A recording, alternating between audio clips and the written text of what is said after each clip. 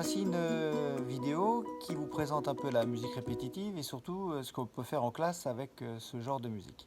Donc ça a été inventé dans les années 60 et ses caractéristiques sont justement le côté répétitif des phrases musicales utilisées, le côté aussi minimaliste parce que c'est une musique en général relativement simple. Et il y a un certain nombre de caractéristiques, hormis la répétition, qui peuvent être utilisées facilement avec des instruments très simples qu'on va vous présenter juste après. Cette vidéo a été tournée à l'école de musique et artistique de Tannes-Cernay avec son directeur.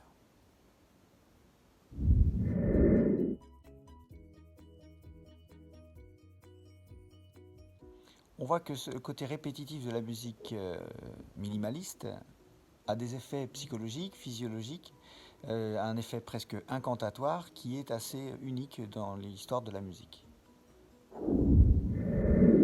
Voilà, on reconnaît un certain nombre de caractéristiques de courts motifs mélodiques, rythmiques et harmoniques. Ce côté court, ce côté simple permet justement d'être utilisé en classe facilement par les enfants qui apprennent très vite à travailler ce genre d'exercice.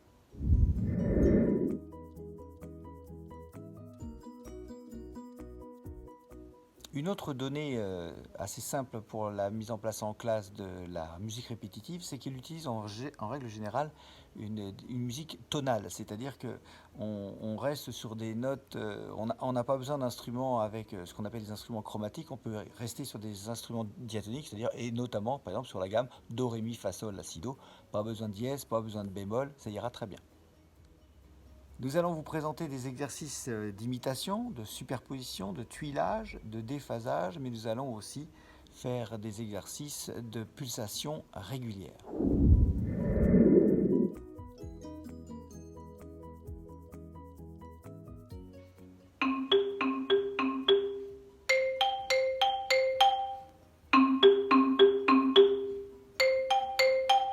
Là, on avait une imitation Do, Sol, Do, Sol, Do, Sol, chut, Do, Sol, Do, Sol, Do, Sol, chut. 3, 4.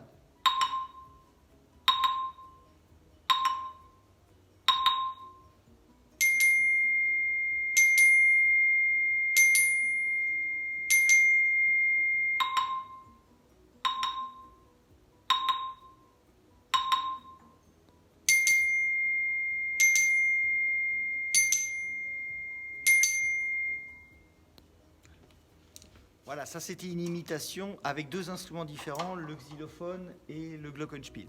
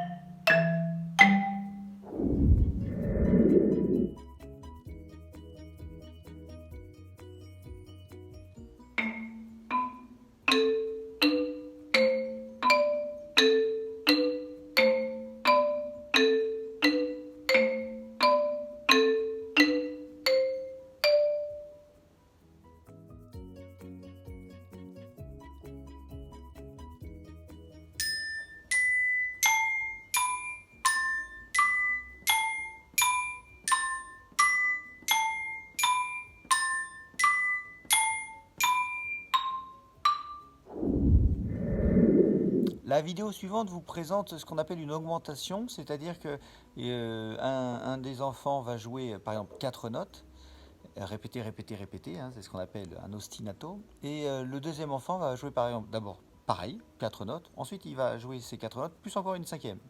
Il recommence, il en joue cette fois-ci 6, il recommence, il en joue cette fois-ci 7, et il recommence une dernière fois, et il en joue cette fois-ci 8.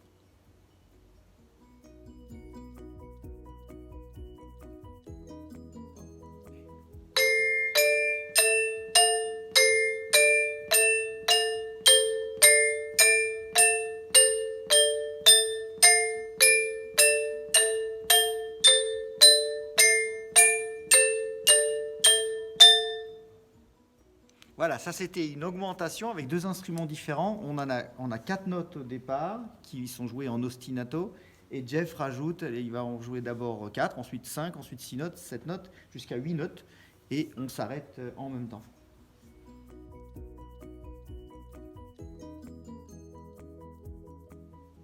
Dans ce deuxième exercice d'augmentation, cette fois-ci, ce sont les mêmes notes qui sont jouées, mais pas du tout sur les mêmes figures de notes. Le premier est joué avec des noirs, le deuxième enfant va jouer des blanches, mais ce sont les mêmes notes.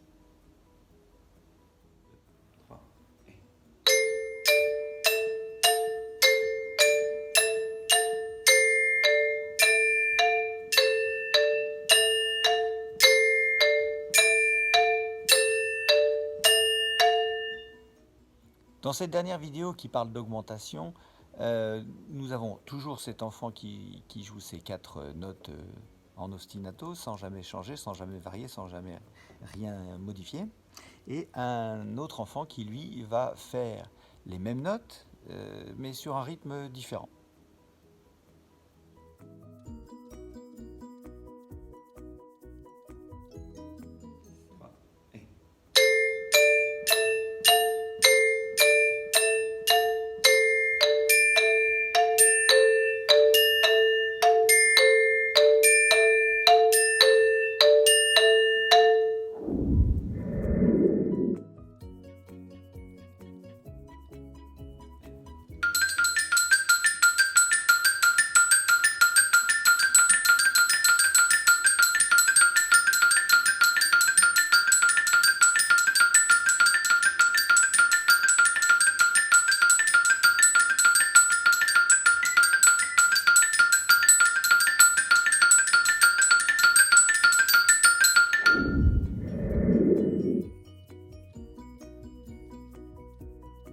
Pour le côté répétitif, nous allons utiliser le thème de la chanson Bambali que nous allons répéter, répéter, répéter et encore répéter.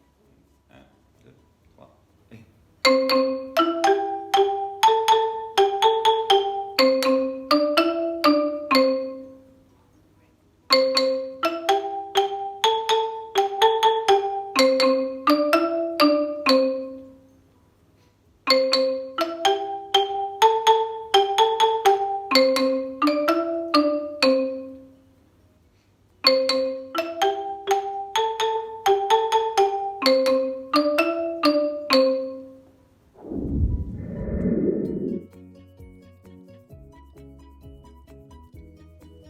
Pour expliquer ce qu'est une pulsation régulière, je dirais c'est un peu le battement de cœur de la chanson, de la musique, la pulsation, et son côté régulier, nous allons vous présenter deux petites vidéos avec un rythme assez lent dans la première et un rythme plus rapide dans la seconde.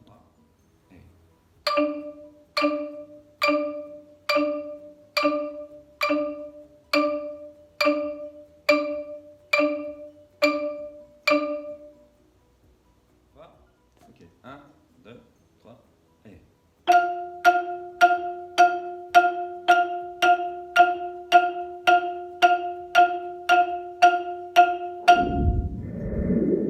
Voilà, c'était notre petite vidéo d'éducation musicale sur la musique répétitive. J'espère que ça vous a donné des pistes à exploiter en classe. À bientôt.